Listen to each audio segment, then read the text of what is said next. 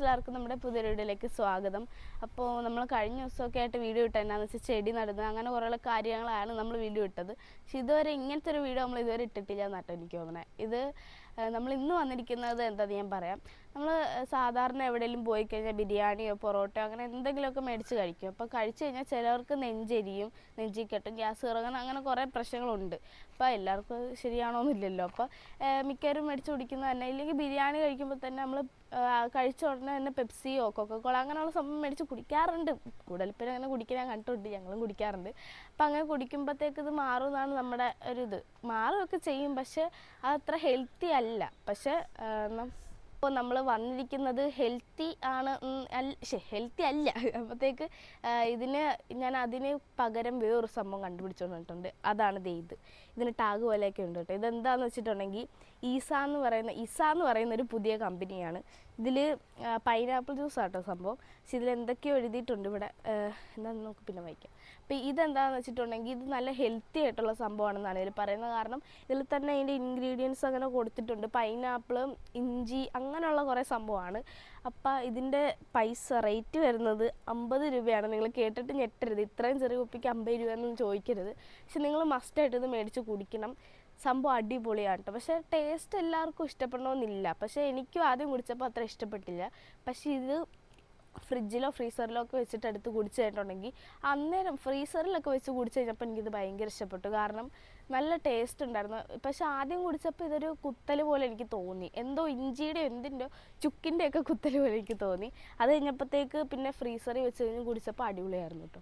അപ്പോൾ ഇത് ശരിക്കും പറഞ്ഞിട്ടുണ്ടെങ്കിൽ ഞങ്ങൾ 2-3 ദിവസമായി മേടിച്ചിട്ട്, ഇതിൻ്റെ 6 ബോട്ടിലായിട്ടാണ് മേടിച്ചത്.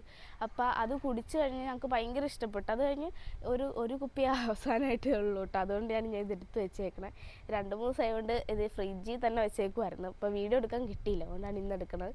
അപ്പം എന്തായാലും ഞങ്ങൾ എന്തോ കഴിച്ചിട്ട് കുറച്ച് പേർക്ക് കൂടെ ഗ്യാസ് അങ്ങനെ വന്നപ്പോൾ ഞങ്ങൾ കുടിച്ച് കഴിഞ്ഞപ്പോഴത്തേക്ക് സംഭവം അടിപൊളിയായിരുന്നു.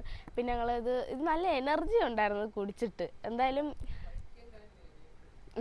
അമ്മ ഏതാണ്ടൊക്കെ അവിടെ നിന്ന് പറയുന്നുണ്ട്. എന്തായാലും നമുക്കിന്ന് കുടിച്ച് നോക്കാം ഗൈസ്. അപ്പോൾ ഇത് പൊട്ടിക്കാനൊക്കെ ഇച്ചിരി പാടാണ്. ഇത് ഇങ്ങനെ തൂക്കിയിട്ടേക്കണം ഗൈസ്. ഇങ്ങനത്തെ ഞാൻ ആദ്യമായിട്ടാണ് കാണുന്നത്. ഇത് ഇവിടുന്ന് പൊട്ടിക്കാൻ പാടാണ്. അത് പൊട്ടിച്ചപ്പോൾ ഒരു ശർക്കരയുടെ മണം, എന്താണെന്ന് എനിക്കറിയില്ല. ഇത് എന്താ ഗ്യാസോ ഒരിതുണ്ട്. ഇതിങ്ങനെ പൊട്ടിക്കുമ്പോൾ ഇതിൻ്റെ അകത്തൊരു സീല് പോലത്തെ ഒരു സംഭവമുണ്ട്, അതും കൂടി പൊട്ടിക്കണം. അത് പൊട്ടിയിരിക്കുകയാണ്. 2 ദിവസമായി മേടിച്ച് വെച്ചിട്ടുള്ളതാണ്. ഞാൻ ഫ്രിഡ്ജ് വെച്ച് ഇപ്പം അലുത്ത് വെള്ളം പോലെ ആയിട്ടുണ്ട്. എന്തായാലും നമുക്കിത് മാറ്റിയിട്ട് കുടിച്ച് നോക്കാം.